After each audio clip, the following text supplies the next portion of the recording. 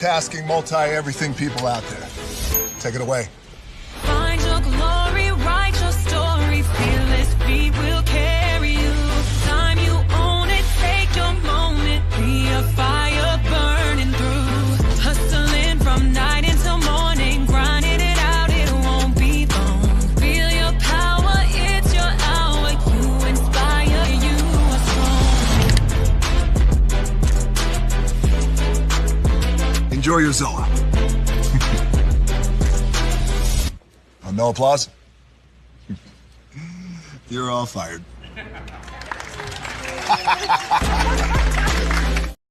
Hey, good morning, America.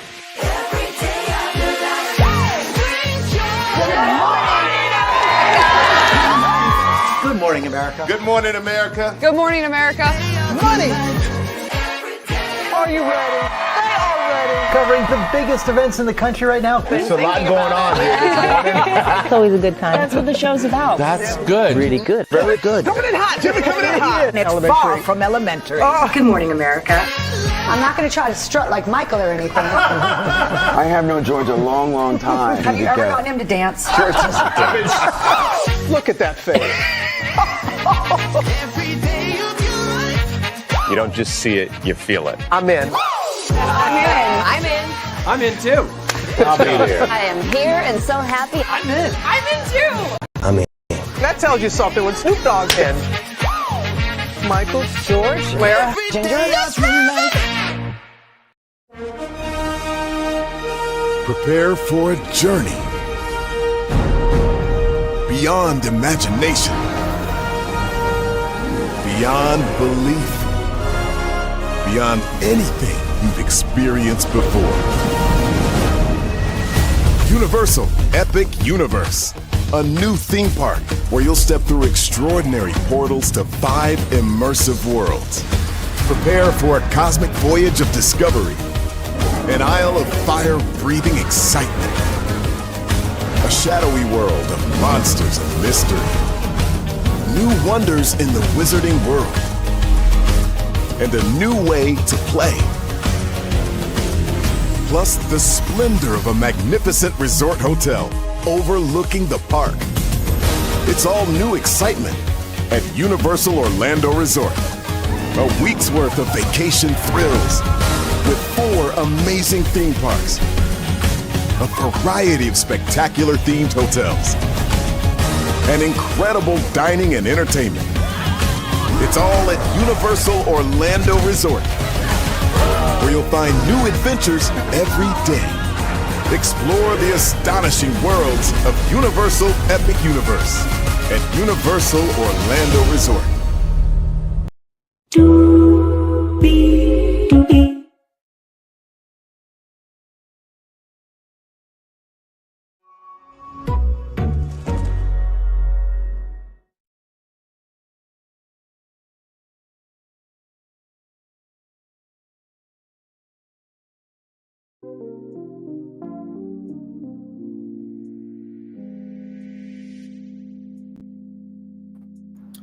Well, hello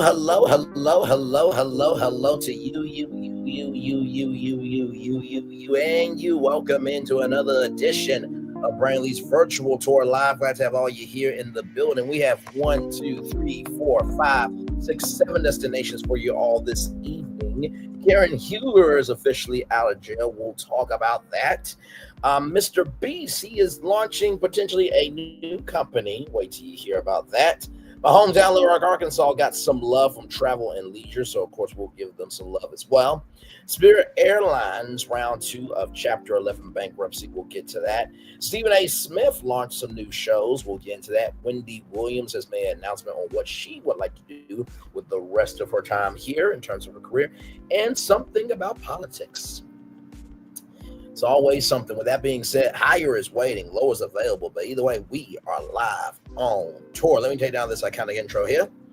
You see that virtual tour background? Yes, you do. You hear that virtual tour music? Yes, you do. And then there is a me. Hey, everybody, as the fireworks are going off behind us here. Before we get started, I just want to say this. Martell Holt's a piece of shit. It is no surprise that he did what he did. Like, in the words of Melody Cherie, why are y'all surprised? Sincerely. You say that you were ready to be done with Melody, this, that, and the third, but yet you did what you did. So that goes to show that the woman you have in the words announced, the butler from the name, we're still waiting for the DNA results. She really ain't shit if you still concerned about your ex-wife. So that's my take on that. With that being said, let's get to these destinations because we got 7 destinations for you all this evening. Yes, indeed, we do. So let's get to it with this right here. Karen Huger, everybody, from MediaTakeout.com. Karen Huger released from jail today. Bravo cameras filming. Real Housewives of Potomac's Karen Huger released from prison. Bravo cameras rolling. The Grand Dame of Potomac is back on the streets, and of course, the cameras were there to catch every second of it. Media Takeout confirmed that Karen Huger, star of the Real Housewives of Potomac, was officially in prison this morning after serving just a few months behind bars. Early release, Karen, 62, was originally sentenced back in February to 2 years with 1 year suspended, plus $2,000 in fines and 5 years probation. Her early release comes as a surprise to many fans, for the Grand Dame would be behind bars much longer. But Bravo knows the storyline when they see one. Yes, they do. Multiple sources tell me to take out that production cameras were front and center as Karen walked out the correctional facility, ensuring her return will be a part of the next RHOP season. The conviction. Karen's legal trouble stemmed from a 2024 incident near Oakland Drive in Potomac, Maryland. Authorities said the Bravo star was driving her white Maserati when she lost control, striking multiple street signs and trees before finally slamming into a pole. By police cam footage later released to the public, showed Karen appearing intoxicated, slurring her speech and cursing at officers. She was later convicted of driving under the influence and several related charges. While thankfully no other vehicles were involved in the crash, it wasn't Karen's first run-in with alcohol-related driving offenses. Records show that she faced 3 other cases connected to drinking and driving in the past, though none of those resulted in jail time. And she could have had house arrest, right? She could have had house arrest. Hey, Linnell, so welcome in. She could have had house arrest, but she wouldn't want to go to jail instead. But hey, everything works out the way it needs to be. Failing by her side this morning, Karen walked free and was greeted by her husband, Ray Huger, along with the couple's 2 daughters. Witnesses say Ray appeared relieved to have his wife back home, while the Grand Dame looked emotional but determined to reclaim her child as Potomac's Grand Dame. She will always be the Grand Dame. As part of her release terms, Karen is prohibited from driving for 1 year, a restriction that will likely become a new storyline. RHOP insiders say the show is already positioning her comeback as one of the biggest arcs of the upcoming season. What's next for the Grand Dame? Well, Bravo cameras document her return. One thing is certain, Karen's release will play out as must-see TV. Whether it can turn the setback into redemption or just more messy drama remains to be seen. But either way, Karen Huger's comeback is already underway. Let me check BravoCon, because y'all know BravoCon will be happening in, I believe, November 14th through the 16th, so a 3-day weekend. So let me see if Karen Huger is coming, because I'm sure that Andy Cohen would definitely make a additional event happen with Karen Huger for the first interview. And I would actually make everybody wait for that interview. And then, of course, put that interview on Peacock. I absolutely would. Absolutely. Yes, I would. So I'm looking here right now.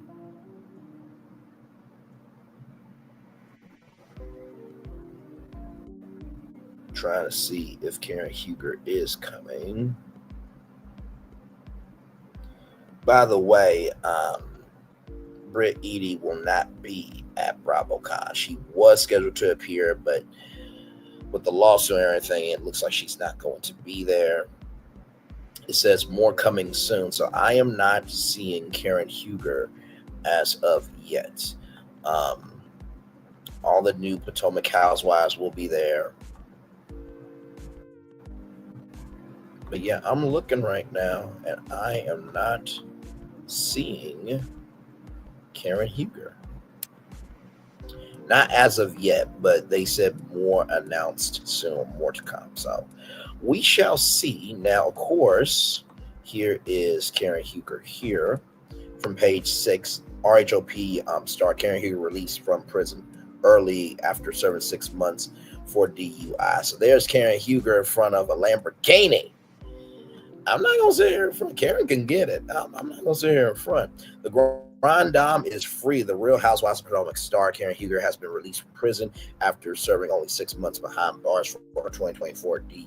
A spokesperson from the Montgomery County Penitentiary exclusively tells page 6 Tuesday she has been released. So this is a throwback scene from Potomac.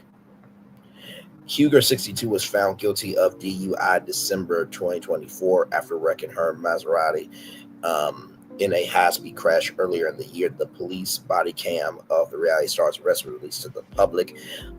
At the time, showing inebriated Huger struggling to speak and admitted to being drunk after the crash. At one point, she even referred to herself as Thomas Jefferson's concubine. Yeah, that was oh my God. Ooh, Lord. Y'all, when we watched that, right, on Brantley's Virtual Tour Live, I think we were all flabbergasted of, I know she did not say this out loud, right? And Kenya Moore entered the chat, child. Kenya Revenge P. Moore entered the chat and said, this is disrespectful to release this. And it was like, well, wasn't it disrespectful for what you did on national TV? So it's fair game, child. But anyway, while sitting in an interrogation room,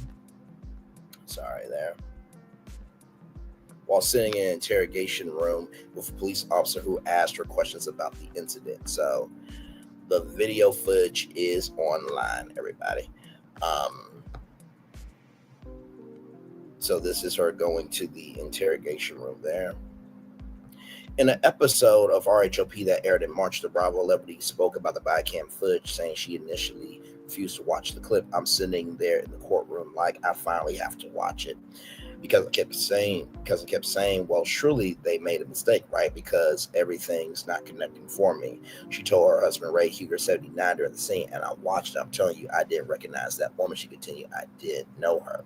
Karen claims she blacked out before crashing her pricey vehicle on the side of the street. Now, listen, I need Karen Huger back on Beyond the Gates. And why is this Indian man smiling so hard? It's the small details, man.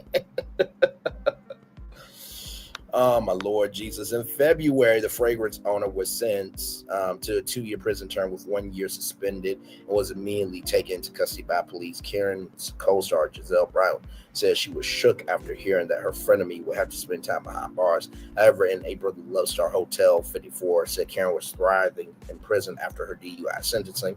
I have been in contact with someone that's very close to her about her safety and all that. She told Andy Cohen on an episode, Watch What Happens Live. So there is the cast there. Mia is no longer there. Candace is no longer there.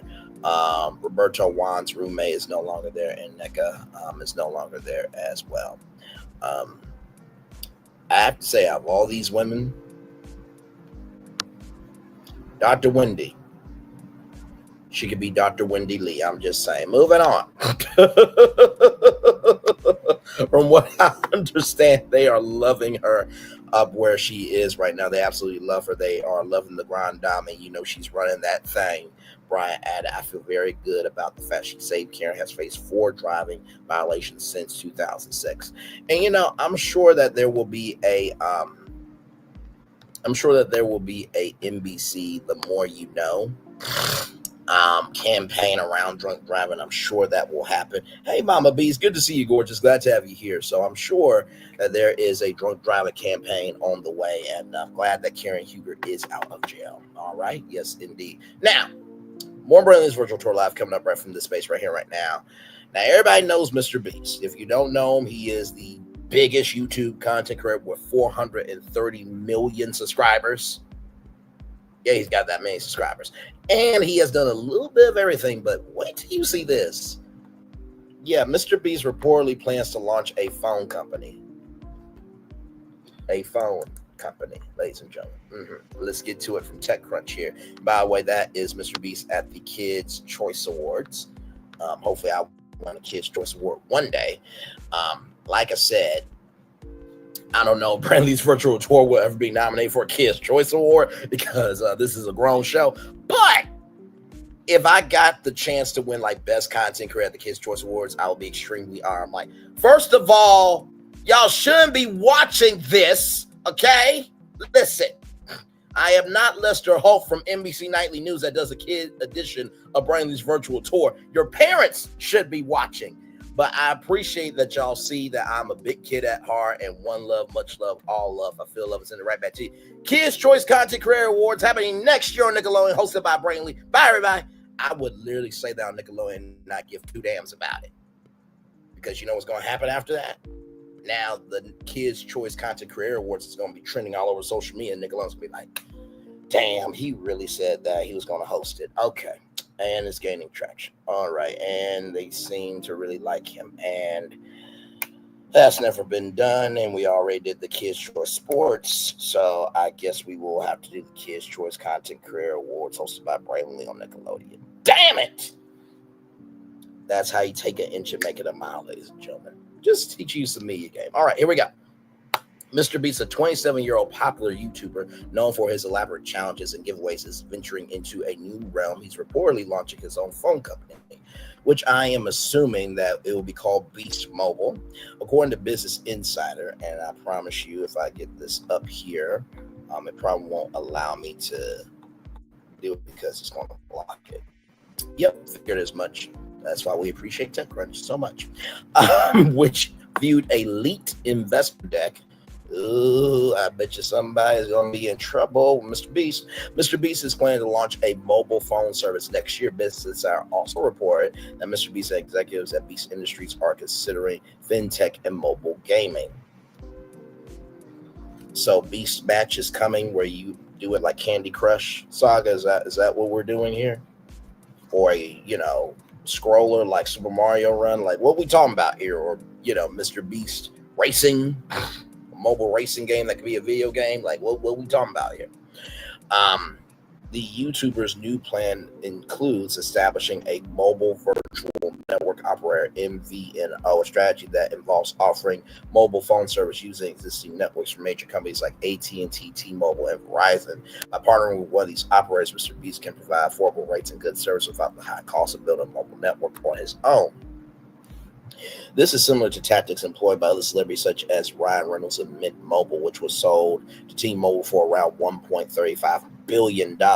T-Mobile provides a MVNO solution, as previously collaborated with Mr. Beast. The upcoming venture is a part of Mr. Beast's larger strategy to broaden his brand, which includes food companies, Feastables, and Lunchly, as well as a toy line. This new phone company could help his business reach profitability. Although Mr. Beast has a massive fan base with about 430 million YouTube subscribers, his media business is not a moneymaker. Last year, Mr. Beast's side hustle Feastables generated around $250 million in sales and over $20 million in profit. Yeah, I know. I know. According to Bloomberg, meanwhile, his media business, which includes his YouTube channel and the reality competition show on Prime Video, Beast Games, lost nearly $80 million. Well, what do I think about this story? I'm kind of surprised by this, that he would, try to do Beast Mobile.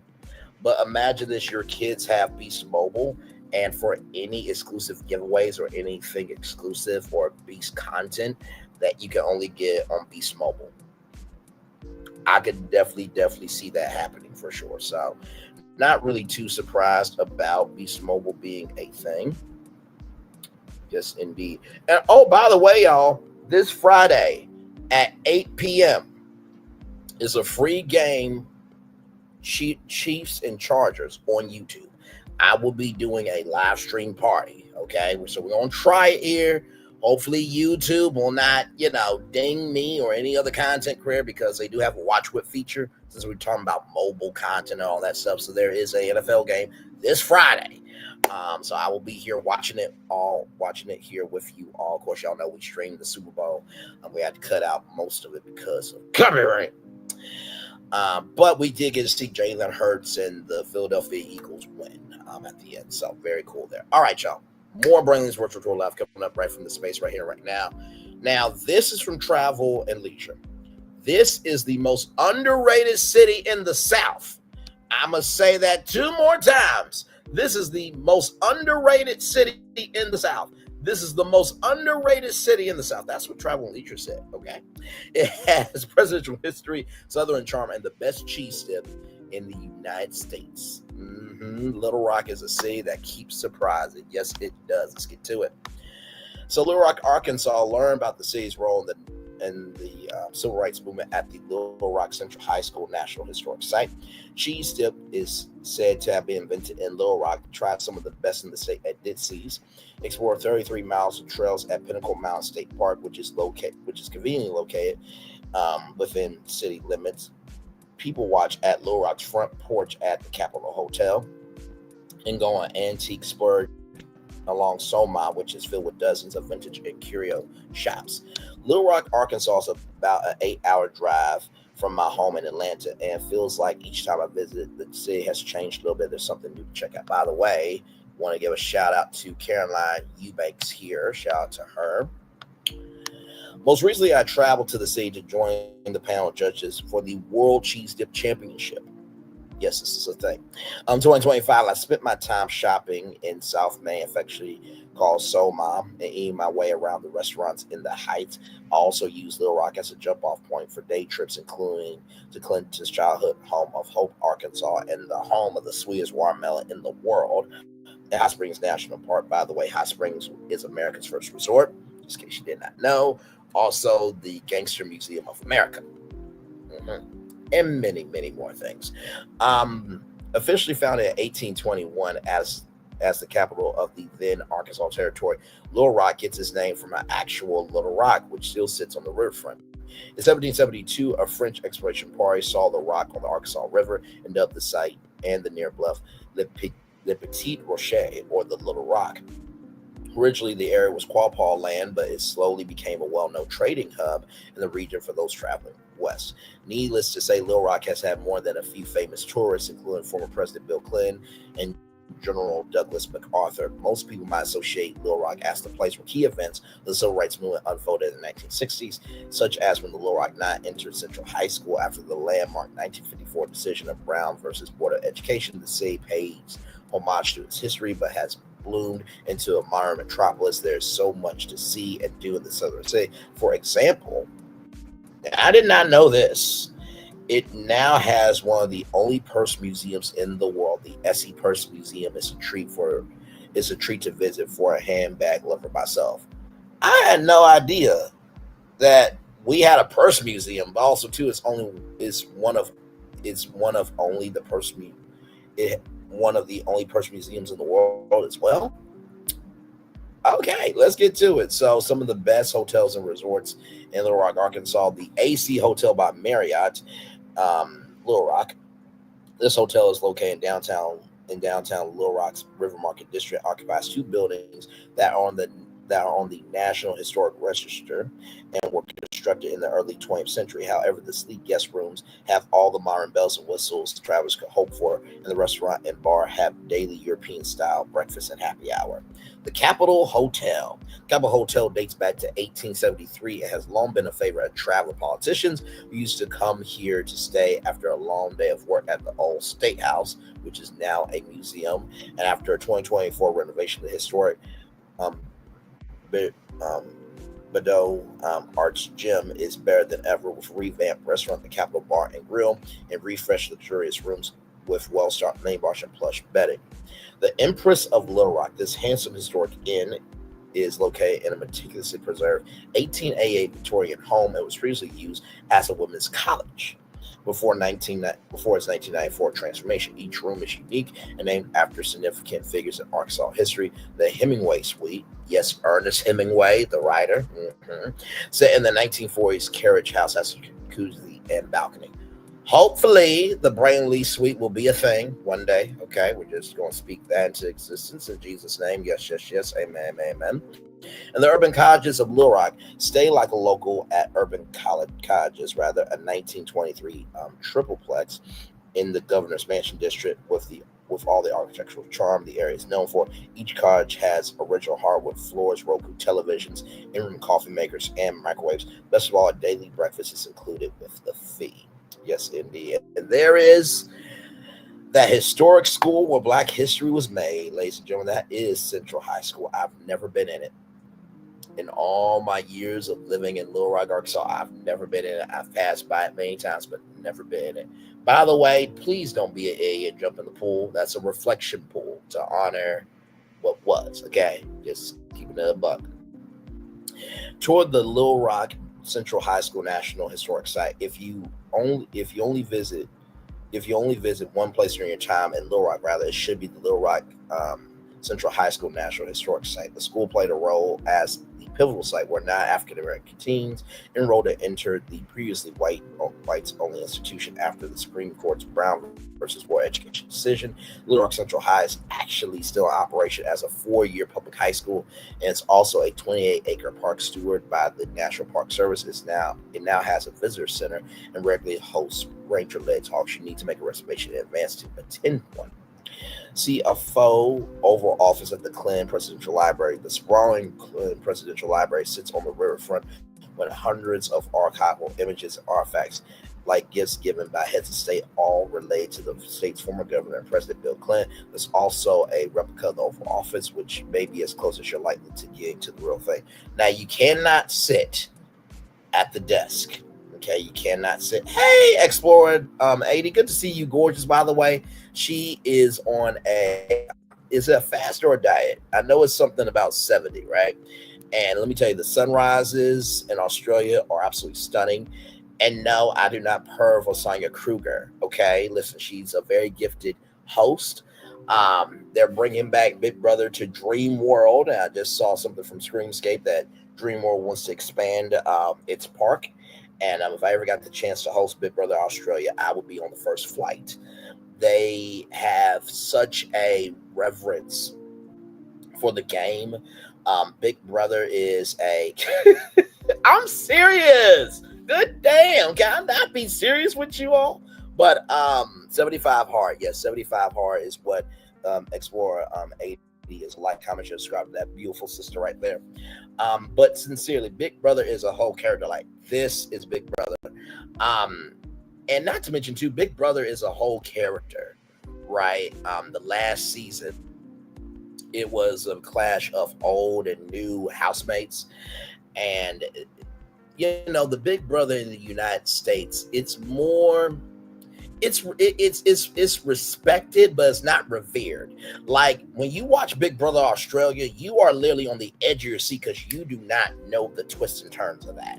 There are hidden rooms and upon hidden rooms, and it is it's a spectacle upon itself. And not to mention too, the fact that they did Big Brother inside a theme park, brilliant, right? Brilliant. But our host, Julie Chin Moonves, is our host. Okay, nobody messes with Julie. Okay, we love her very much. All right, so yes, it is a fun look at human relationships for sure. All right, y'all. Here we go. More about my hometown, Little Rock, Arkansas, for all the history of purses over the last century. You don't have to be a satirist to appreciate the S.E. Purse Museum, which opened in 2013 in Soma, helping revitalize the old business district, founded based on founders Anita David's personal collection. It tells the story of women over the past century through the items they carry, with hundreds of purses, bags, and accessories. Don't skip the gift shop, which also sells designer purses. Admire works by Georgia O'Keeffe and Jackson Pollock. The free to visit Arkansas Museum of Fine Arts dates back to 1914, when the Fine Arts Club of Arkansas was founded with the intent to open the first permanent art gallery in the state. The fruits of their efforts resulted in this 14,000 object permanent collection, which spans Renaissance drawings to modern sculpture. Its most recent expansion in 2023 restored the Art Deco exterior and added a modern to accommodate a performing arts center. Yes, indeed. Hit the trails at Pinnacle Mountain State Park. It's easy to forget you're in a city when you're wandering through the over 2,300-acre Pinnacle Mountain State Park, which is located on the edge of Little Rock. The sprawling site has 33 miles to hike and mountain bike, 2 rivers, and a cypress swamp popular for canoeing. Its Espinamis Mountain is perfect for rock climbers. Visitors can also sign for kayak tours and ranger talks while there. When you get to the top of Pinnacle Mountain State Park, the view is beyond breathtaking. And the fact that you're still in the city is crazy. Now, of course, I'm a foodie. Give me this and a beautiful thick BBW, and I am happy. Okay, but the BBW has to taste like peach cobbler. Moving on. So let's keep going. See, it's these people's fault. I drink my water, my black-owned business, and go into it, and these people bring this behavior out of me. I am ashamed, beside myself, disgusted with their behavior. Now, of course, I'm completely joking. I do this behavior on my own accord, all right? So this is Wright's Barbecue here. A very good place. I see bratwurst. I see brisket. I see ribs. I think that's chicken. And, of course, pickles there. Yes, indeed.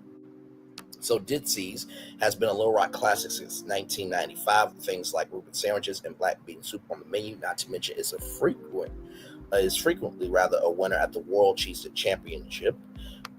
George's, Little Rock. Most restaurants in town lean more casual, but George's in Little Rock in the Heights is great for special occasions and date nights. The restaurant is located in Old Home and serves house-made pasta. Has a speakeasy. Bar and beats in the back is more than worth the wait. Rex Restaurant is a playful Soma eatery with a menu filled with comfort food classics like tuna melts, as well as Asian-inspired dishes like kimchi, grilled cheese, and Thai tea cheesecake. Be sure to try one of the craft cocktails too, such as the Blueberry Bourbon Smash, which features sesame fat wash whiskey. Ooh, blueberries and a dash of lemon. Be like that. The Root Cafe. The Root is one of the first farm-to-table restaurants in Little Rock. It has delicious food and is thriving, says Davis. Decorated with charming secondhand art and furniture, the Soma mainstay has been in business for 14 years and utilizes ingredients sourced directly from local farmers to make fun creations like curry chicken salad and spicy banh mi. Wright's Barbecue, which... I mean, how could you not want to go to Wright's Barbecue after that delicious platter right there? I'm just saying. Wright's Barbecue, Arkansas is known for its unique style of barbecue. Wright's Barbecue is one of the top spots in town to enjoy smoked meat such as brisket, burnt ends, and pulled pork. Don't miss out on the barbecue nachos and loaded mac and cheese, which is topped with a generous helping of pulled pork. Now, just a couple other places. Shark's Fish and Chicken, some of the best catfish you'll ever get. Brewster's 2 Cafe, home of the sweet heat wings. Lindsay's Barbecue. Okay, get the sweet potato pie. You will not regret it. Shotgun Dance. Get the Big Dan Pizza. You will not regret it. Certified Pie is the only black-owned pizza eatery. Okay, so just a couple things, you know. How can I forget Sims Barbecue, of course. Best time to visit. The best time of year to visit Little Rock, or the best time of year in Little Rock, is fall or early spring, says Davis. Every spring, the city hosts a Mardi Gras celebration in Soma, complete with parades, floats, and loud music. Despite the toasty summer heat, June is great for events like Little Rock Pride and the World Cheese Dip Championships.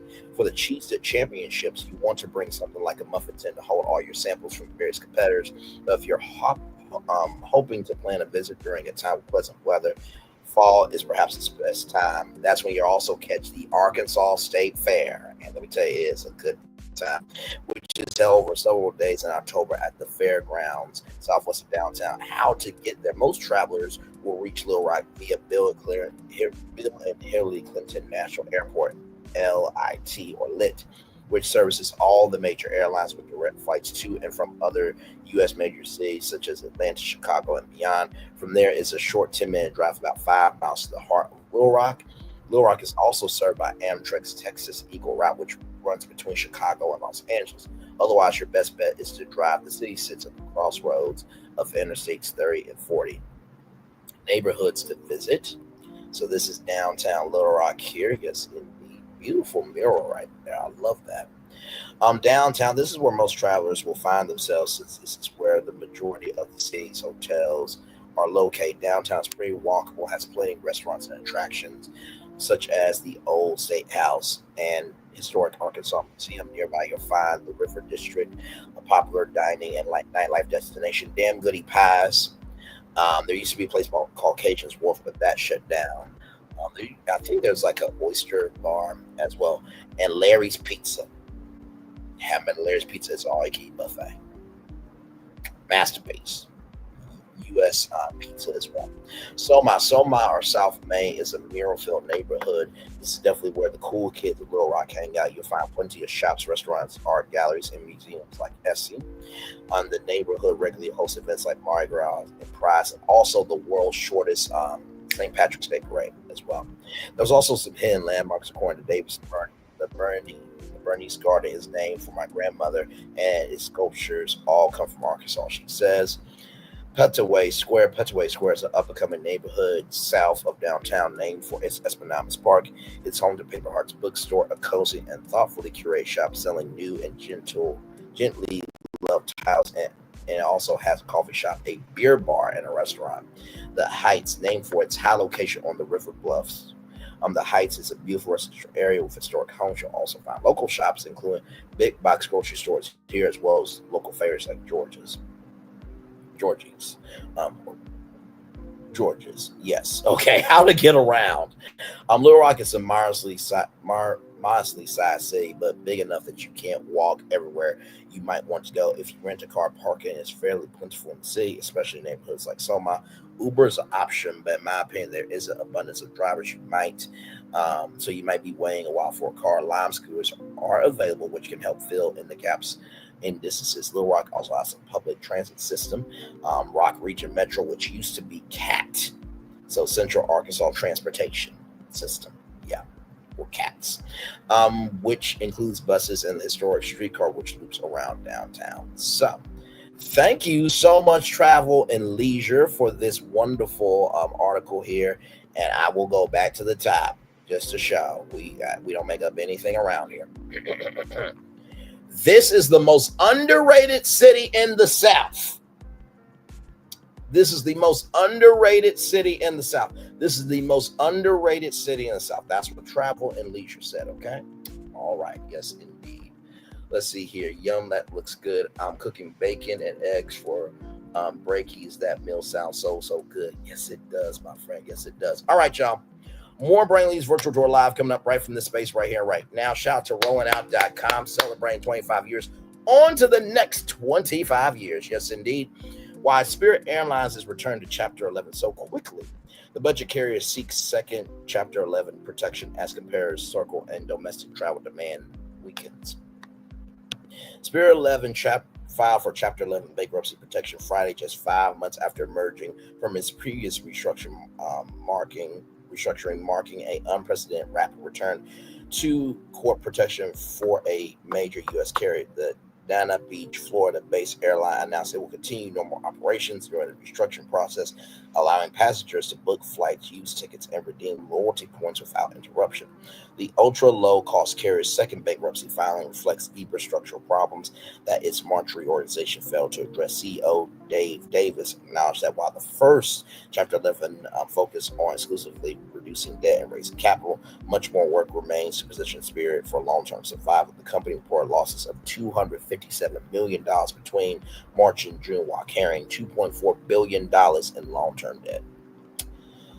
Oh, my Lord Jesus. Spirit warned investors in August it might not survive another year, citing adverse market conditions and substantial doubt about its ability to continue operations. The airline faces multiple headwinds, including Pratt & Whitney engine issues causing flight groundings, weak domestic leisure travel demand, and rising operational costs. So there's been some things with Spirit, like an engine blew. I think a door flew off the hinges. So, yeah, Spirit has had some problems. 47's administration tariffs on import goods, which, by the way, a U.S. judge said that the tariffs that the president has made have been illegal. Yeah. On imported goods threaten to further increase expenses at a time where the carrier desperately needs to cut costs. The bankruptcy arrives as competitors aggressively target Spirit's customer base. Frontier Airlines announced 20 new winter routes, many overlapping with Spirit's key markets. Major carriers have launched their own budget offerings, directly challenging Spirit's business model, while the company attempts to move up market with tier pricing that includes premium perks. Work braces for harder restructuring. Labor unions are preparing members for a more challenging bankruptcy than the previous filing. The Association of Flight Attendants warned that this bankruptcy will be harder and look different than last year, urging them to prepare for all possible scenarios. Spirit plans to furlough 270 pilots and downgrade 140 captains to first officers. These cuts follow previous furloughs implemented before the company's first bankruptcy filing. The workforce reductions align with expected lower flight volumes as the airline shrinks operations. Despite cuts, Spirit needs additional cash to sustain operations. The company is considering selling aircraft and real estate assets. Spirit's relatively young fleet makes an attractive acquisition target, though previous buyout attempts from JetBlue and Frontier failed.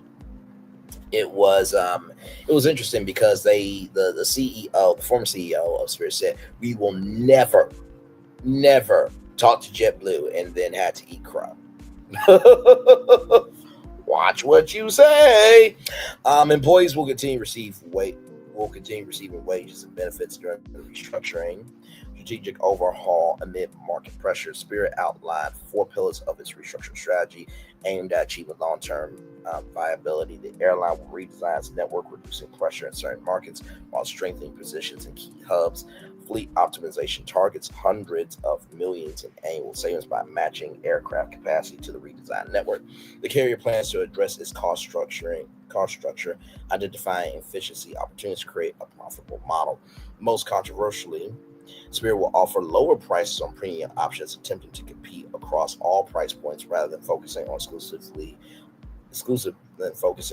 on budget-conscious travelers. This strategic shift represents a fundamental departure from the ultra-low-cost model that defined Spirit for decades. Market dynamics has shifted dramatically since Spirit's first bankruptcy. Domestic leisure travel demand remains weak, while business travel particularly recovered.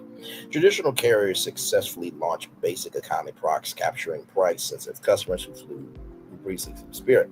The airline's attempts to move up market risk alienate its core customer base without successfully attracting premium travelers. Spirit operates 5,013 flights to 88 destinations across the United States, Caribbean, Mexico, Central America, Panama, and Colombia. The extensive network requires significant capital to maintain while generating insufficient revenue to cover costs. Uncertain future for budget travel. Spirit Airlines will be removed from the NYSE, American Stock Exchange, as it enters bankruptcy proceedings. The company's stock plummeted 45% in after-hours trading following the bankruptcy announcement, adding to a 72% decline over the previous month. Financial markets have already priced insignificant skepticism about Spirit's survival prospects. The airline's struggles reflect broader challenges facing ultra-low-cost carriers in a transformed aviation landscape. Post-pandemic travel patterns favor premium experiences over bare-bones transportation. Business model innovation by legacy carriers eliminate much of Spirit's competitive advantage, while operational challenges undermine its cost structure. Whether Spirit emerges successfully from this second bankruptcy remains highly uncertain, as the airline faces fundamental questions about its place in modern aviation. Rapid return to Chapter 11 protection suggests structural problems run deeper than simple debt issues. Wow. Well, what do I think about this destination? Well, Spirit has been in flux for a while. We covered a brother that wanted to buy Spirit and make it a Black-owned airline, the first Black-owned airline ever. We talked about that live here on Brainley's Virtual Tour Live. Of course, I think Sir Richard Branson should buy it and bring back Virgin America personally. I want to bring something up to you guys real quick here, in case you guys did not know this. Let's see.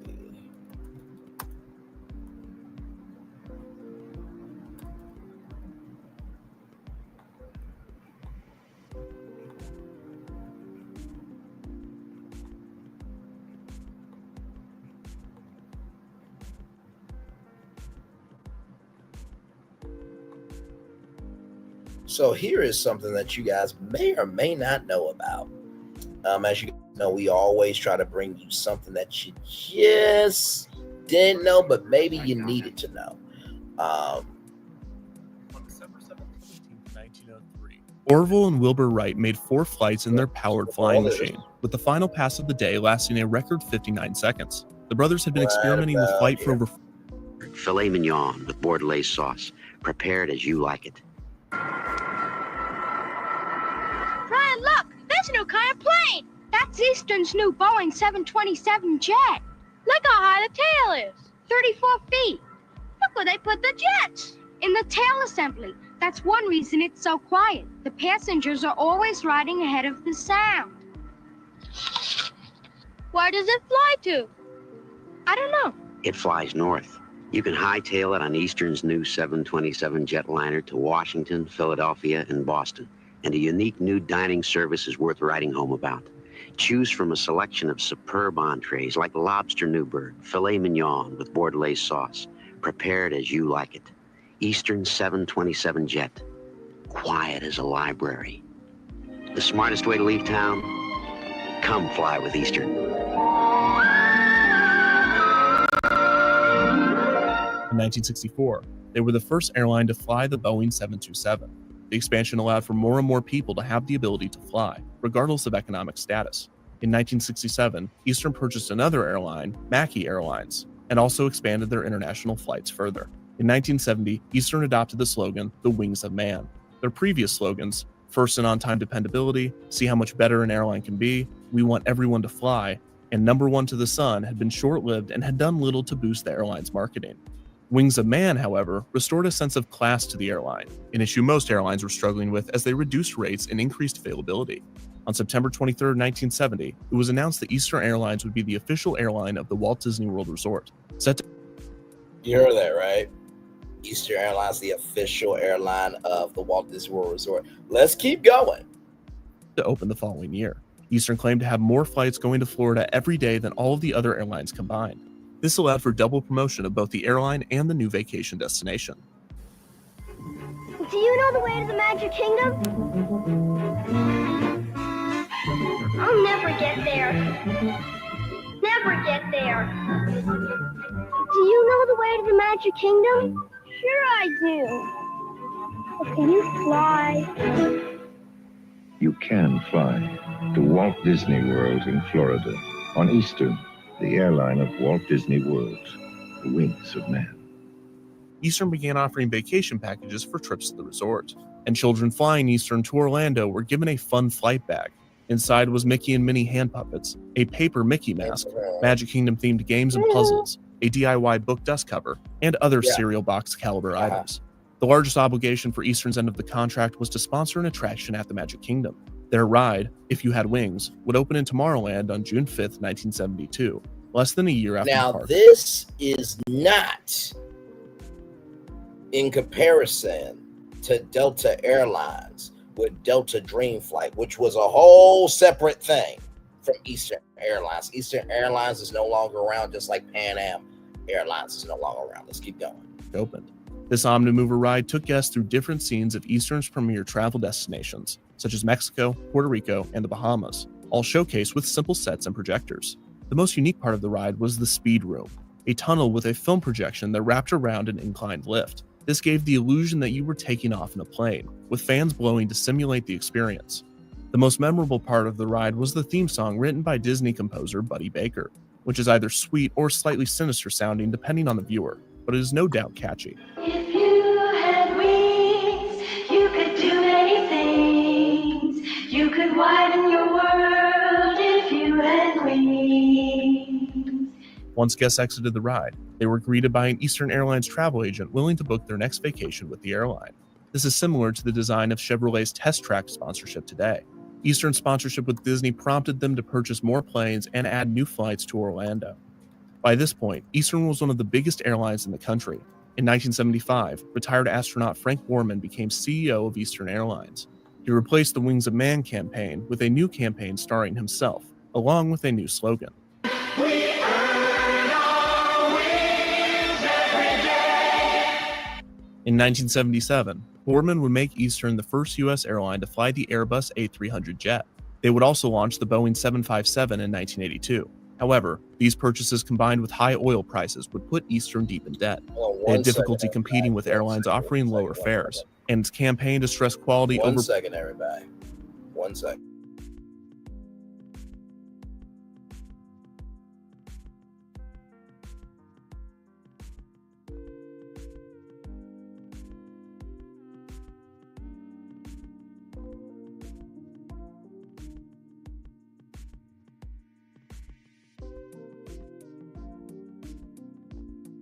Sorry, y'all. That was my mama calling. We love moms around here. Yes, we do. All right, let's keep going. The price did little to sway consumers. On top of this, most of the airline's workforce were unionized, making it difficult to compete with other airlines employing non-union workers such as People Express. Eastern's attempt to cut wages against the will of the union resulted in massive strikes among the workforce. Both sides began to sabotage the other. We started at 7:30. This engine is basically done as soon as the electrician gets done, right? Hour and a half. I can go in there and pull the maintenance manual out, and there's a manual in there that thick to change this engine, right? I can take 2 days to change this engine, right? So basically, that's what we were doing. I was one of the people that was more, aggressive at it, right? Because I was protecting, in other words, I was like an old groundhog digging in his hole. I was protecting my hole. This here is a vacation like nowhere else, because here you can find new thrills, big chills, and oh, look at that. There's a new adventure happening every day. Universal Orlando Resort. Yes, indeed.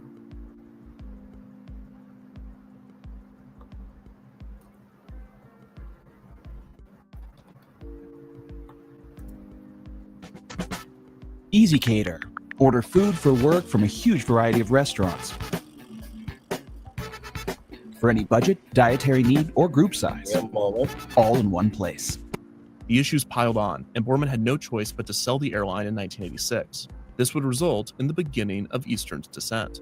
Eastern Airlines was sold a little bit. Lorenzo acquired the company. That same year, Lorenzo would acquire People Express, which had acquired Frontier Airlines. This resulted in Lorenzo, through Texas Air, owning around 20% of the U.S.'s airline industry. The unions offered to negotiate new contracts with Lorenzo, but he did not respond to the requests. Within a few months, over 2,000 employees were laid off, and pay cuts were threatened in order to keep Eastern afloat. Although many analysts claim that even with the most drastic pay cuts, Eastern would still be losing money. The Department of Transportation conducted a safety investigation on Eastern, finding no major issues, but officially warned the airline that the cost cutting would result in safety concerns. This prompted many to choose other airlines. In 1987, Eastern would end their sponsorship with Disney and no longer be Walt Disney World's official airline. If You Had Wings was closed for 5 days and stripped of any references to the sponsorship. The ride reopened as If You Could Fly on June 6, 1987, mainly the same without the sponsorship or its signature theme song. Delta would soon replace Eastern as the official airline of Walt Disney World, and they would open their own ride in If You Could Fly's place on June 26, 1989, called Delta Dream Flight. Utilizing the same layout as the previous version of the ride, the attraction now took guests through the history of flight. Delta would not make the same attempt at in-flight experiences that Eastern did, and their sponsorship with the resort would only last until 1995. In 1996, Disney removed all Delta branding from the attraction, renaming it to simply Dream Flight before renaming it again a few months later to Take Flight. 2 years later, Take Flight would be replaced with the space's current resident, the Shooting Dark ride, Buzz Lightyear's Space Ranger Spin. The original track layout. I wanted to bring that to your attention because what if Universal Destinations and Experiences acquired Spirit Airlines, right? So let's look at this here. However, if we were to imagine what such an airline would look like, it would be a fascinating blend of Spirit's ultra low-cost carrier model and Universal focus on immersive experience-driven entertainment. Here are some speculative elements of what Unispirit Airlines would look like. Branding and aesthetics, the livery, the bright yellow of Spirit's fly less branding will likely be replaced or augmented with Universal Signature Globe for a more dynamic and cinematic look. You can see iconic Universal characters like the Minions, dinosaurs from Jurassic Park, or superheroes from Marvel and DC, depending on licensing on the tails of the aircraft. Catchphrase Bear Fairwood concept will be rebranded to something more in line with Universal's experience thing. Perhaps your journey starts here, your journey to adventure starts here, or where the flight is as thrilling as the destination. the in-flight experience. This is where the universal influence will be most apparent. The themed cabins, instead of the standard yellow seats, the cabin will be themed to different universal properties. Just imagine a Wizarding World section with enchanted luggage bins, or a Jurassic Park area with dinosaur-themed overhead lockers. In-flight entertainment, forget generic movies. On-board screens would exclusively feature Universal's film library for classic monster movies to the latest blockbusters. This would be a premium offering, likely sold as an add-on in the spirit tradition. Costumes and characters. Flight attendants might wear uniforms inspired by Universal theme park employees, or maybe even have a themed show during the flight, like a brief performance by a character actor. Now, of course, I don't think that's going to happen. I think an in-flight, a brief performance by a character actor may be within the in-flight entertainment. Okay, so let's keep everything in perspective. Make a SPIRIT Airlines plane with the logo. Give me a moment.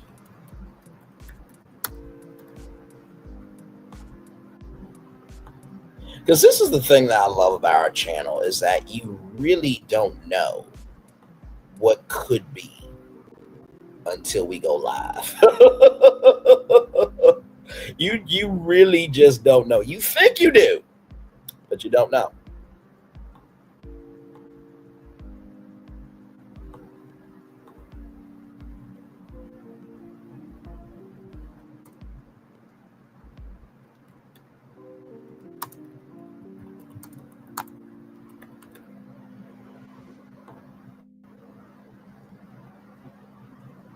Let's see what it looks like here. We're doing this live, so give it a moment.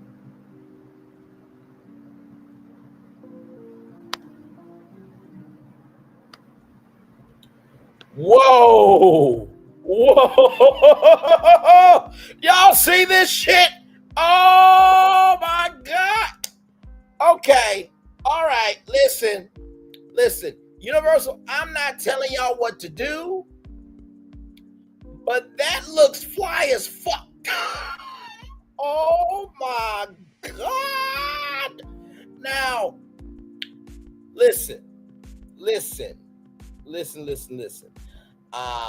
This is very cool to have come to get us to faraway places. Absolutely. We know you're going to mention Big Brother, though. Oh, absolutely.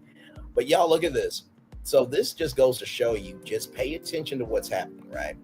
So wanted to show you two things here. So here is this. Universal Studios Hollywood and Spirit Airlines soared to new heights with the first ever Super Nintendo World themed Airbus A320 Neo inaugural flight to the skies from Detroit to Fort Lauderdale today. So there it is there with Super Nintendo World. So, and listen, there's the Universal logo with Super Nintendo World. So, this happened last year. Okay. Wow, bro. And check this out too. Now, y'all know DreamWorks is owned by NBC Universal, so check this out. So I'm not saying that Universal could buy Spirit and you can get points to flying to Universal Orlando Resort and to Hollywood and to Japan and to Singapore or any destination. But listen, the possibilities are there, okay? So listen. And this is public information, ladies and gentlemen. Here it is right here. So, I'm just saying, imagine this. And that's why I brought up the Defunct Land video. And by the way, shout out to Defunct Land, by the way, for that video of bringing up the fact that Eastern Airlines was the official airline of Walt Disney World. So if that could be the case, why not this? All right. So we do have more Brain Leads Virtual Tour Live coming up right from this space right here and right now. Here we go. Stephen A. Smith expanded his media territory, from Urban Insight here. Stephen A. Smith, the outspoken broadcaster, author, and television personality, has expanded his media presence with not one, but two, new Sirius XM program, Smith's daily news daily sports talk show, the Stephen A. Smith Show, debuted today at 1 p.m. Eastern on Mad Dog Sports Radio, Channel 82, which Mad Dog appears on First Take. Airing weekdays from 1 p.m. to 3 p.m. The program will showcase Smith's signature style of debate and opinion while engaging listeners through a new interactive feature called Get Serious with Stephen A. Smith. Fans can submit short voice notes or written hot takes on the day's biggest sports stories, with Smith reacting live on air, agreeing, firing back, or even roasting outrageous takes. Oh my lord. Selected participants will earn Smith's stamp of approval ratings, shareable as digital graphic cards. In addition, SiriusXM announced the premiere date of Smith's new live politics and culture show, Straight Shooter with Stephen A. Smith, set to launch September 17th on the bipartisan POTUS channel. Channel 124. The program will air live every Wednesday at 6 p.m., featuring interviews with political leaders, business figures, and entertainment personalities, along Smith's unfiltered commentary on cultural events. Listeners will also be able to join the discussion live via live calls. Following each broadcast, Straight Shooter will be released as a podcast across major platforms as a full-length video on YouTube the next day. I spent my career speaking my mind, asking tough questions, and zeroing in on issues that matter most. Smith said, whether it's my new sports show on Mad Dog Sports Radio or talking politics on Post, I'm here to challenge, entertain, and engage in SiriusXM listeners. Scott Greenstein, SiriusXM's president and chief content officer, called Smith a perfect fit for the platform, citing his unique voice, unparalleled energy, and range of interests. So this is going to be interesting because, Stephen A., he is known for his sports, and he's done very well at that. But when you're talking about politics, you either know your shit or you don't. Now, Tara Stutmeyer, I can see her on SiriusXM. Stephen A., not so much. And we get into politics here, but we get into it from the social issues point of view. Let's see here. I'm so glad I caught the airplane stuff, Brandon. So cool to go back to the start of Old Planes at Disney. I'm off to work here. It's 9 a.m. Wednesday on Strip. See you, mate. All right, mate. Love you as always. Good to see you. Yes, indeed. Yes, indeed. Y'all subscribe to her. Like, comment, share, subscribe to Explorer 80. Yes, indeed. Much love to you. Like I said, I believe that Stephen A. Smith is going to have a more difficult time than he believes.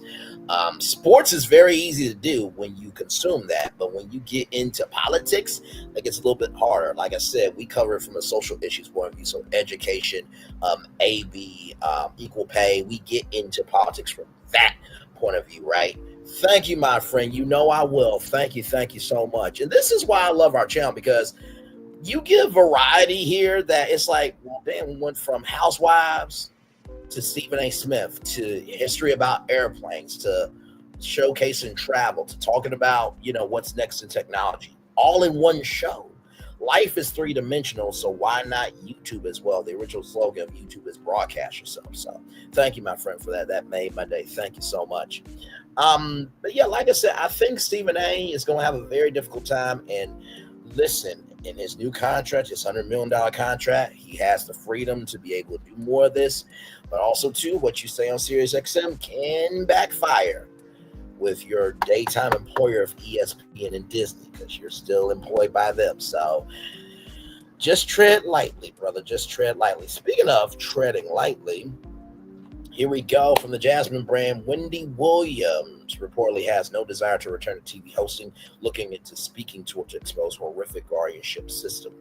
Apologizes in advance for those still weighing on Wendy Williams to return to her iconic purple chair. Sources share with Page 6 that Wendy has no interest in returning to the role of talk show host and is instead looking into a speaking tour to raise awareness about the dark side of guardianships, seemingly confirming what the insider shared. Her lawyer, Joe Topolkina, told Extra about that the 61-year-old has confided in him about wanting to expose what she believes to be an abusive system. He continued, it's just so unjust. What she said was, what she said to me more than once was, Joe, situation there, platform system. Topolkina added that Wendy feels it's better her than some individual who was caught in the vortex of horrific guardian situation where you can't get out. She said that if it was going to be somebody, she is happy it's her because hopefully we'll put it into what she calls abuse. Wendy has been under a court-appointed guardianship since May of 2022, despite reports that she has frontotemporal dementia and aphasia. Wendy has maintained that her mental health is just fine. So what do I think about this? I think that this is a good move. Of course, we do miss Wendy in her iconic purple chair because nobody does Wendy like Wendy. And speaking of, I wanted to bring this up. I saw this morning on his LinkedIn. Saw this on LinkedIn this morning. It was like 28 minutes ago. But I wasn't gonna make a live about it, but I was definitely going to mention it because this is some very big news. Right here. So just to show y'all, John Murray here. Seasons change. I am not returning for season 4. Sherry, before you all asked, Sherry and I are fine. That's one of my best friends in real life. I worked all summer to get her and her aspects of the show ready for the new season. I'm proud of what Sherry and I built together with this talk show. We achieved a lot in the face of considerable adversity. Thanks to all of you for the love you showed along the way. That's all I have for now. Peace sign, praying hands emoji. And honestly, too, I feel like with John Murray, he came in for the assignment, did what he needed to do, and he wants to do other things. And I think that a real friend allows their friend to thrive in other areas, right? And listen, John Murray, before he got with Sherry Shepherd, he ran a great website called alwaysalist.com. So maybe he wants to get back to that. Maybe he wants to have some time to chill, or maybe the John Murray talk show might have inspired him too. So we shall see with that. So just wanted to bring that talk show element up for you all. Like I said, I think that Wendy is definitely in her full power. And if anybody can talk about power, it's definitely Wendy Williams. So I definitely miss her on daytime TV. I think she could do late night too. But the main thing is making sure that her mental health rather, is A-OK. All right, y'all. Final destination for you all. Just wanted to show you this. Judge says 47's administration's use of U.S. military in Los Angeles violated federal law. Judge says 47's administration's use of U.S. military in Los Angeles violated federal law. Judge says 47's administration's use of U.S. military in Los Angeles violated federal law. Is anybody surprised? No. A federal judge ruled Tuesday that President 47 and Defense Secretary Pete Hesh, the one that was in a Signal group chat and gave out the war plans to everybody, including to the editor of The Atlantic, and also talked about the war plans to his brother and his wife, which you're not supposed to do. And the director of national intelligence, I'm saying that in quotes because Tulsi Gabbard's not intelligent, said that Pete Hesh committed no crime. Like I said, a federal judge ruled Tuesday that President 47 Defense Secretary Pete Hesh violated federal law by using U.S. military to help carry out law enforcement activities in and around Los Angeles this summer. U.S. District Judge Charles Brenner concluded that 47's use of thousands of federalized California National Guard members and U.S. Marines to provide protection to federal agents during an aggressive immigration crackdown in Los Angeles ran afoul of the Posse Contagious Act, a 19th century law that generally prohibits the use of troops for domestic law enforcement purposes. So he's trying to do that in Chicago and I think in Baltimore, Maryland as well. So once again, breaking the law. Everybody else had to vote for the dumb fuck. All right, moving on here. The ruling from Breyer, who held a multi-day trial last month over 47's use of the military in the state, comes as the president is weighing whether to send National Guard members to other cities, including ones in California and Illinois.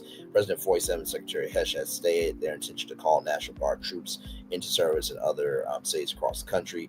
Breyer wrote in his 52-page opinion, thus creating a national police force with the president as its chief. Pretty much, the evidence at trial established that defendants systematically used armored soldiers whose identity was often obscured by protective armor and military vehicles to set up protective perimeters, traffic blockades, engage in crowd control, otherwise demonstrate a military presence in and around Los Angeles. In short, defendants violate Posse Contagious Act, Breyer wrote. In an effort to starve off further violations of the Posse Contains Act in California, Breyer blocked 47 Hesh from using troops there for arrest, apprehension, searches, seizures, security patrols, traffic control, crowd control, riot control, evidence collection, interrogation, or acting as informants. The judge paused that part of his ruling until next Friday to give the administration time to appeal it, though Breyer's decision to bar 47 and Hesh from continuing to use the troops in California for law enforcement purposes may stand as a warning shot to them ahead of any similar deployments around the country. His ruling is limited to the Garden State. Los Angeles was the first city where President 47 and Secretary Hesh deployed troops, but not the last, Breyer wrote. California Democratic Governor Gavin Newsom sued 47 Hesh in June after 47 federalized members of his state's militia in the wake of protests in the Los Angeles area over the administration's hardline immigration policies. The people of California won much needed accountability against 47's illegal militarization of an American city, the governor's office wrote in a post on Twitter after Breyer issued his decision. Breyer appointee of former President Bill Clinton, who sits in San Francisco, initially ruled in June that 47 unlawfully called the troops into service and ordered the president to return control of them back to the governor. A federal appeals court later said 47 can maintain control of the troops while the legal challenge plays out. But major claim at the center of Newsom's case remained unaddressed by the two courts, whether the troops were violating the Posse Contains Act or when they did things like accompany federal agents on raids in Los Angeles area, temporarily detain civilians who tried to enter restricted areas. Breyer decided they had. He said in his ruling Tuesday that the instructions the troops in California, rather collectively known as Task Force 51, were given. That said, they could set up traffic blockades, maintain protective perimeters, or help with crowd control were incorrect. The judge said the troops' presence alongside federal agents at times rather either match or outnumbered those agents, pervaded the activities of those civilian agents. This was intentional. Defendants instigated a months-long deployment of the National Guard Marines to Los Angeles for the purpose of establishing a military presence there and enforcing federal laws. Such conduct is a serious violation of the Posse Contains Act, Breyer wrote.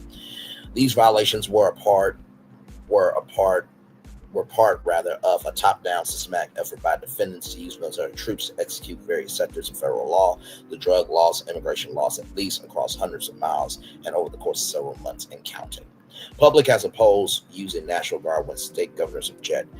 Brenner Fissel, the vice president of the National Institute for Military Justice, said while Breyer's ruling has no immediate impact outside California, it's certain to be the first thing other judges who may preside over similar cases will turn to. If I were a district court judge, I'm going to study all of this.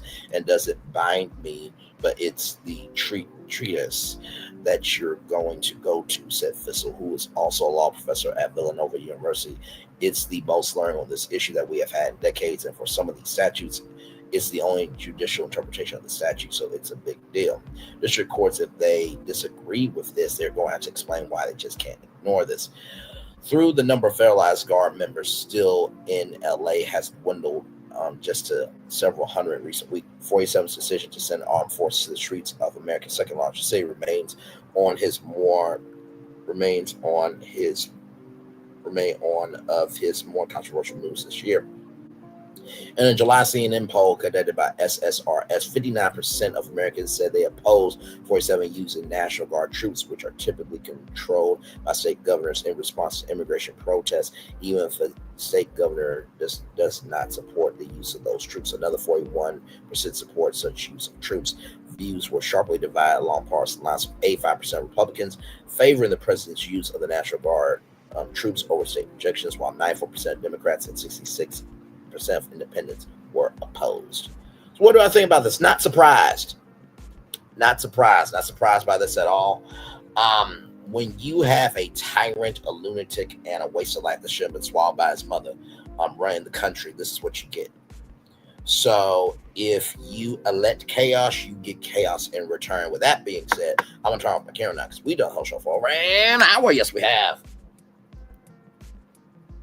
So it is.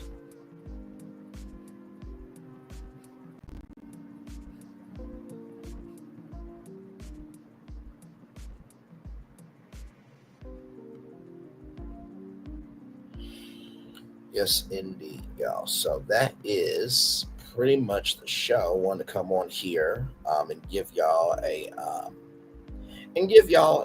show because, like I said yesterday, I really didn't see anything too much to be able to give y'all a show. By the way, I've been seeing the Cardi B stuff. Hopefully, Cardi B does not have to pay a damn thing. Now, if Cardi B did wrong, she did wrong, but I really don't think Cardi did anything wrong. But that's just my outside opinion looking in on this situation. So, with that being said, we're going to take a little commercial break. We'll be back more Brilliance Virtual Tour Live right after this. Roll it.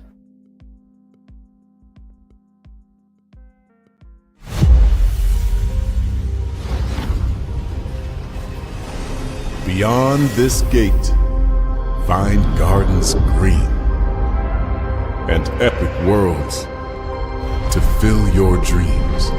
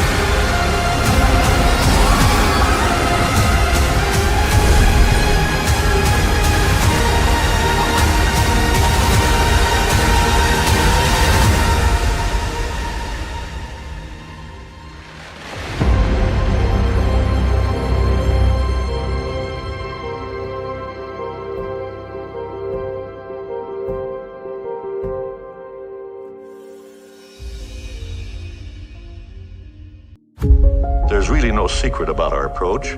We keep moving forward. With the hope that it will be a source of joy and inspiration to all the world. In Disney's 102-year history, there have been many defining moments and countless achievements. Today, we celebrate another thrilling moment, the creation of a spectacular new Disney theme park resort coming to Abu Dhabi.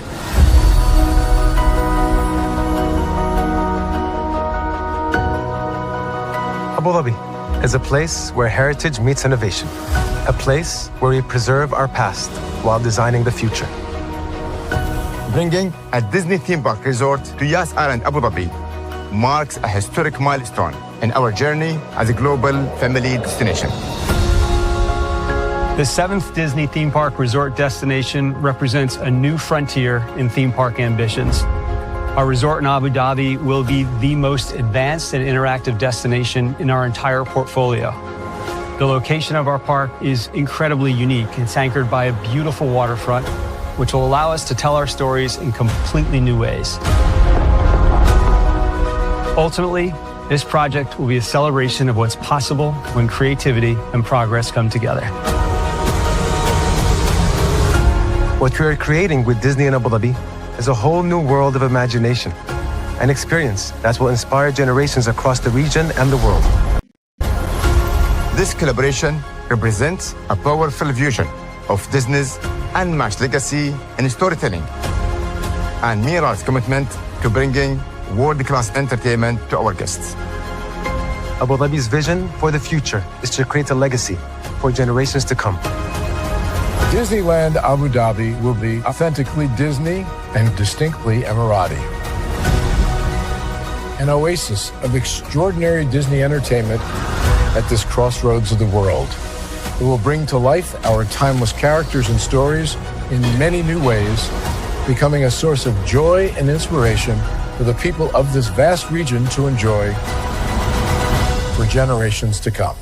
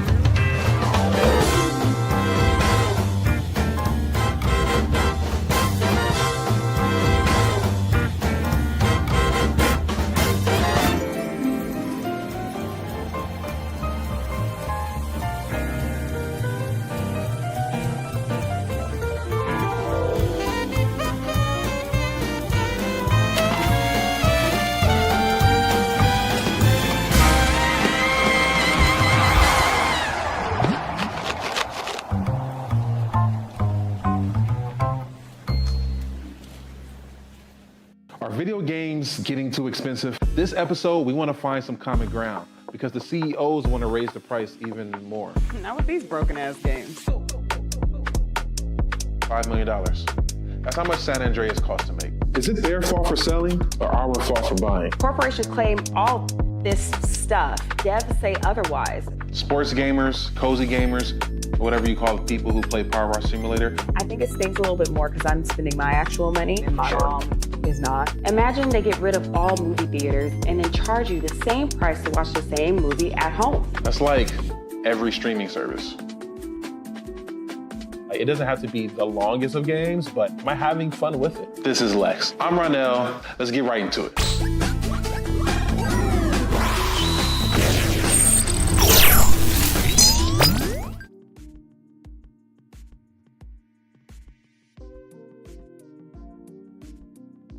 Introducing the greatest escape in the Caribbean, the island you've been waiting for. Welcome to the Great Life on Great Stirrup Cay. This is the greatest pool you've ever seen life, 28,000 square feet of it, and the epic water park life. It's where you can truly experience the whoa life and the floating through paradise life. It's time to escape to a mind-blowing, sky-high tower of water slides and the Here We Go life. Escape to the one more please wherever you please life and kick it into high gear. Escape to where you can kick back and relax. The great life is waiting. Escape to the incredible new Great Stirrup Cay, only with Norwegian Cruise Line.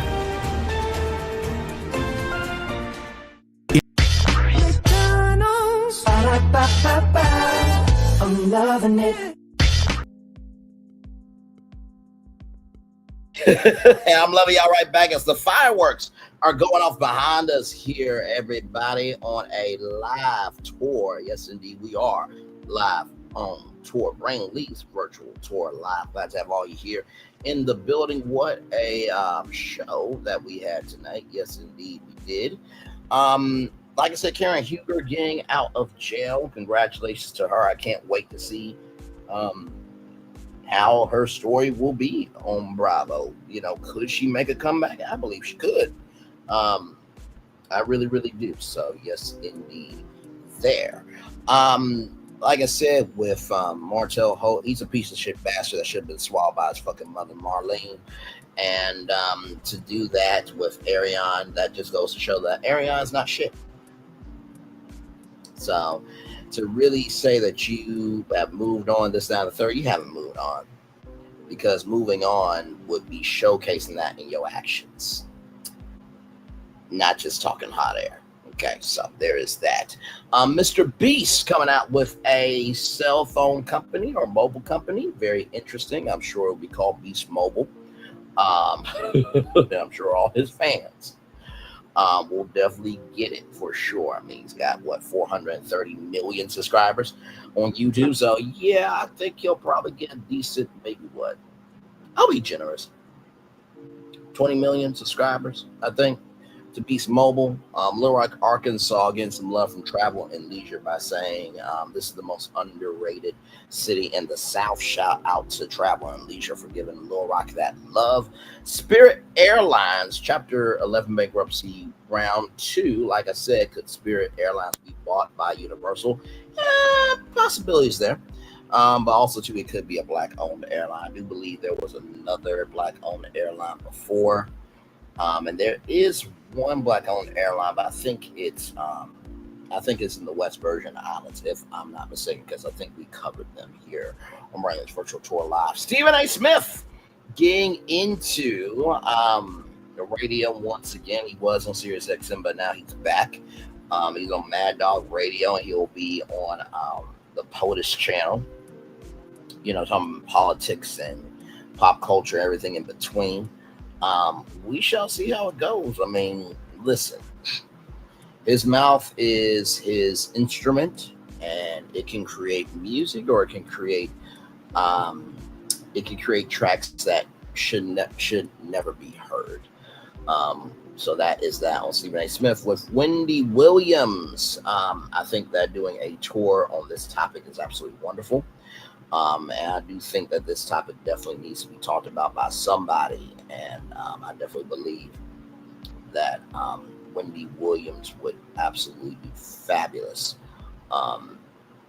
in that area. I truly, truly, truly do. And sending nothing but love, prayers, and blessings to Wendy, because Kelvin Jr., you know, that's his mom. So, you know, everybody deserves their mom, right?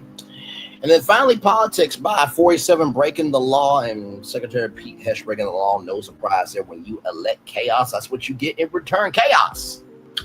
So, and not to mention too, like, is anybody really surprised by anything that has happened up to this point? And this is just year one, okay?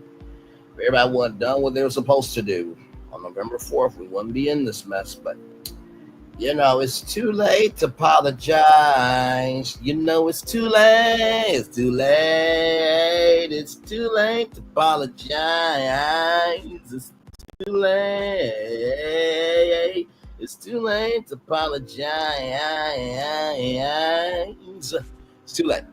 So yes, indeed here. So we'll take it up to 1 hour and 30 minutes, and then we'll head on out here. I'll give y'all the daily motivator, and then we'll head on out. But a great, great show for you all. Like I said, tomorrow morning, 11 a.m. Brand new show for you all, of course, depending on what's going on. I'm gonna try to play it by ear, because I did like the fact that we got to cover the Disney announcements, even though it really wasn't really anything big to go over. But you know, sometimes doing a single destination at 11 a.m. does help the production schedule. But nonetheless, you guys will get that. And then, of course, part 2 of 90 Day Fiancé Hunt for Love. I do believe it is a part. So So we shall see if it is a 2-part reunion or if it's a 3-part reunion. You know what I mean? So we shall see on that. So, yes, indeed. There. So, yeah. Almost there to the 1 hour and 30-minute mark here, and then I'll give y'all the daily mode there and then head on out. So thank you guys for the 4 likes. I appreciate y'all. Yes, indeed, I do. That's the one thing about this show. You think you know what's going to be talked about until I come on live. And that keeps the randomness to the highest peak of capacity. All right, y'all. It's been 1 hour and 30 minutes. Let me get y'all the daily motivator up here, and then we'll head on out here. Here we go. For art for art's sake, with no purpose for any purpose, perverts art, but art achieves a purpose which is not its own.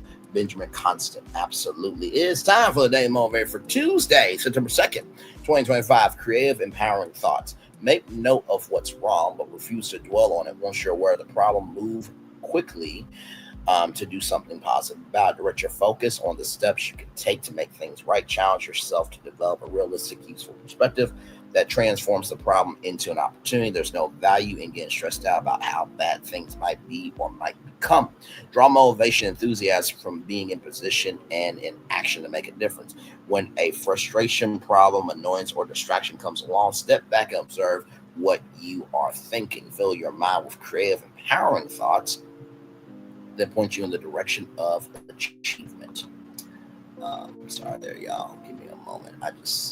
I really, really like this chair. Sorry. Give me a moment. I'll get back to our motivator here in just a minute. Okay, there we go. All right. Back to the motivator here.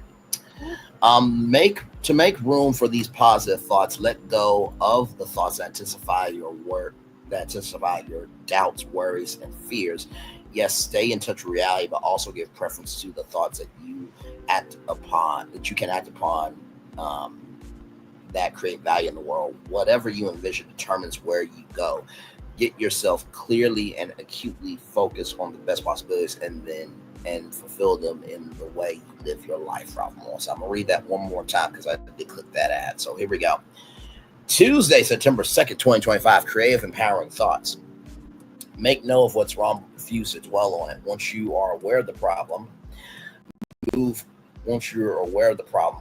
quickly to do something positive about. Direct your focus on the steps you can take to make things right. Challenge yourself to develop a realistic, useful perspective that transforms the problem into an opportunity. There's no value in getting stressed out about how bad things might be or might become. Draw motivation and enthusiasm from being in position and in action to make a difference. When a frustration, problem, annoyance, or distraction comes along, step back and observe what you are thinking. Fill your mind with creative, empowering thoughts that point you in the direction of achievement. To make room for those positive thoughts, let go of thoughts that intensify your doubts, worries, and fears. Just stay in touch with reality, but also give preference to the thoughts that you can act upon to create value in the world. Whatever you envision determines where you go. Get yourself clearly and keep focused on the best possibilities and fulfill them in the way you live your life, Ralph Wilson. You know, sincerely, I think about this every day with my thoughts, right? I truly think about this every day with my thoughts. And y'all know the scripture that I often say, as a man thinketh, so is he. So you can't think negativity and expect positivity, right? And creative and empowering, they go together, right? So you never hear creative and negative, right? So I want you to recognize that it's all about your mind. I want you to recognize it. That's the first thing I'll say. The second thing is, when a frustration, problem, annoyance, or distraction comes along, step back and observe what you are thinking. Being able to be still is truly a gift. My mom taught me that such a long time ago, and I don't think we are appreciative enough of that gift. I know that sometimes if we are not standing still, we will feel that we're not moving forward. But I would suggest to you that being still, for you to recognize what needs to matter, allows you to move forward in a more positive fashion. That's the second thing I'll tell you. And finally, yes, stay in touch with reality, but also give preference to the thoughts that you can act upon that create value in the world. There's a quote I often say, never get so high in the clouds that you forget that you had to use the ground to get there, right? So basically that means, stay in touch with the ground that allows you to take flight. But also, too, make sure that as you are in the skies of what can be, that where you're going in terms of your mind, make sure that there's a positive end to your process of thinking. If you can remember that, you're always are taking flight to what can be. And with that being said, everybody, it's time for the best outro on YouTube. What the hell? Child. I'm going to read it one more time because I am... Okay. Tuesday, September 2nd, 2025. Creative and empowering thoughts. Make note of what's wrong, but refuse to dwell on it.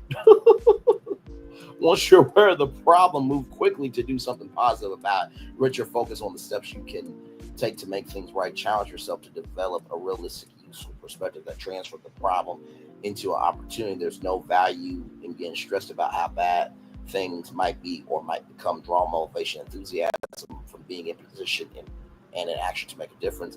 When a frustration, problem, annoyance, or distraction comes along, step back and observe what you are thinking. Fill your mind with creative, empowering thoughts that point you in the direction of achievement. To make room for those positive thoughts, let go of thoughts that intensify your doubts, worries, and fears. Yes, stay in touch with reality, but also give preference to the thoughts that you can act upon to create value in the world. Wherever you envision determines wherever you go. Get yourself clearly and acutely focused on the best possibilities and fulfill them in the way you live your life, Ralph Molson. So with that being said, the three thoughts that I had relating to this is time for the best outro on YouTube. Damn it. Know what you do and do what you know. Never say you weren't born special, because you were always born a blessing and trust. You may not be where you want to be, but at the end of it, you'll be where you need to be, what you've been chosen to do. Last one thing to call yourself is nothing to be chosen. One love, much love, all love. I spend time with you, you spend time with me, and hopefully by spending time together, we'll also be great together. And always remember, your radio, television, YouTube, living your best life, or you're just recognizing that, listen, at the beginning, middle, end of the day, while your assignment may change, that doesn't mean your purpose has to. Make sure the replay is not just right for you watching, not just right for you listen to it, but if you want to experience it again. I love you, I value, I embrace you all. Always remember, or see what you got to give it, or see what you got to give it, or see what you got to give it, or obstacles you have overcome, where success you have achieved upon this particular day. I'm extremely proud of you, but no one's proud of you, be proud of your damn self. And finally, y'all, listen, I want you to know that in times of doubt, it's okay to be afraid.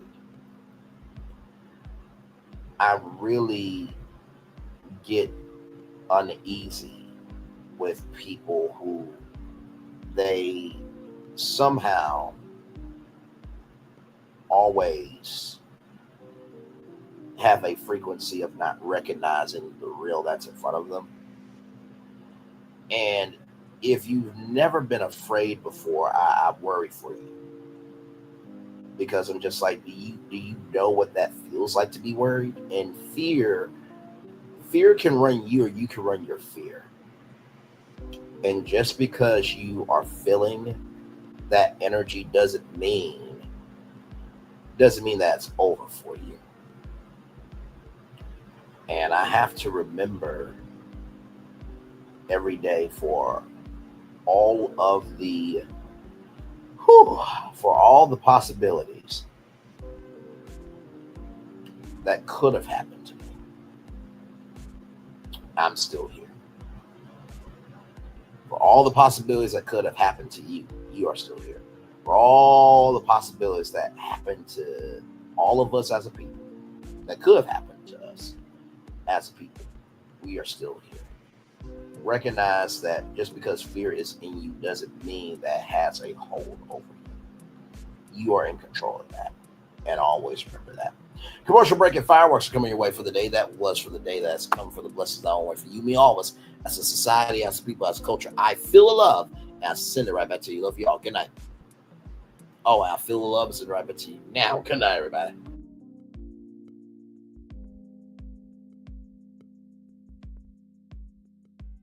I thought I should tell you they've been talking about you. Yeah, they've been talking about you. They've been talking about the fact that they've done everything they could to stop you and everything they could to block you, but you still win. They've been talking about the fact that they have undermined your success and they have tried to sabotage your seasons, but you keep winning. They've been talking about the fact that even though they don't like each other, they get together to try to kill you, but you keep winning. They've been talking about the fact that you were voted least likely to succeed, but like cream, you keep rising to the top. They've been talking about how they tried to burn your world down, but like the phoenix, you rose from the ashes. They've been talking about you. And you know what they say? Oh, she's just lucky. He's just lucky. But no, you ain't lucky. You're anointed. You got something on you. You got favor on you. You got power on you. You were born to win. Now they can call it luck, but it's grace. They can call it luck, but it's favor. But whatever they call it, it doesn't matter, because you know what God calls you? Do you know what God calls you? A winner. I thought I should tell you they've been talking about you. Yeah, they've been talking about you. They've been talking about the fact that they've done everything they could to stop you and everything they could to block you, but you still win.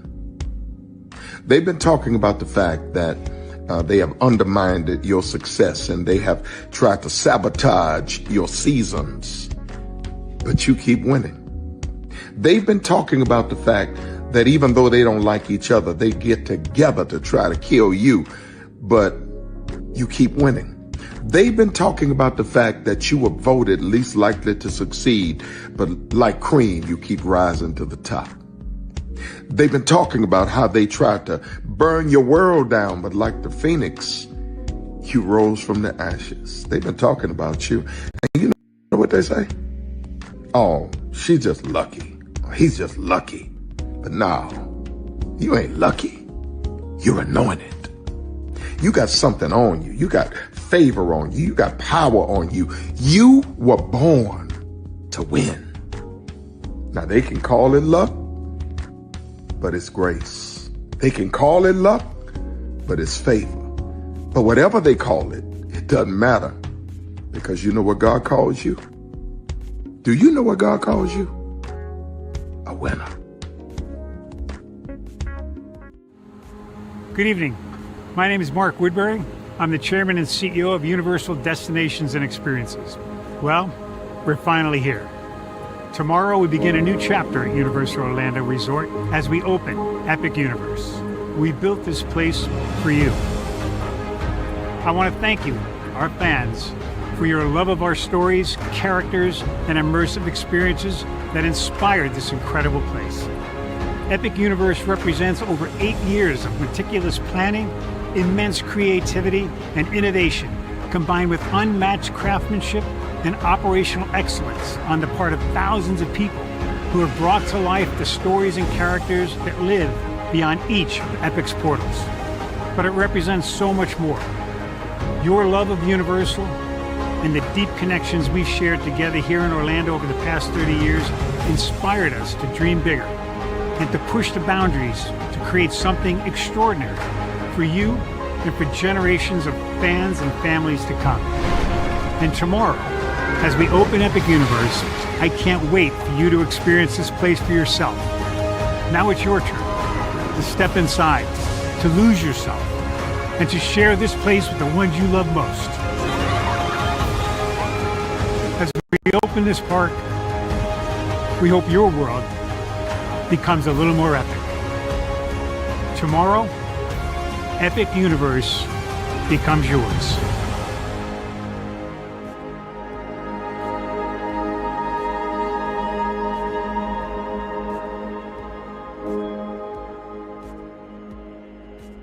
Are video games getting too expensive? This episode, we want to find some common ground because the CEOs want to raise the price even more. Not with these broken ass games. $5 million.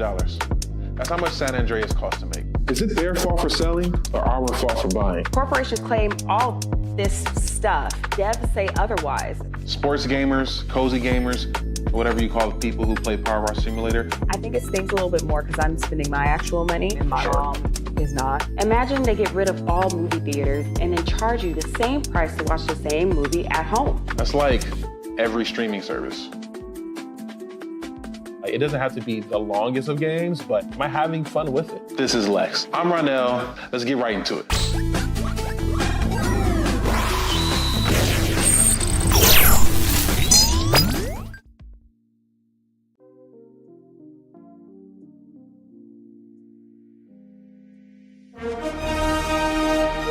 Prepare for a journey beyond imagination, beyond belief, beyond anything you've experienced before. Universal Epic Universe, a new theme park where you'll step through extraordinary portals to 5 immersive worlds. Prepare for a cosmic voyage of discovery, an isle of fire-breathing excitement, a shadowy world of monsters and mystery, new wonders in the wizarding world, and a new way to play. Plus the splendor of a magnificent resort hotel overlooking the park. It's all new excitement at Universal Orlando Resort.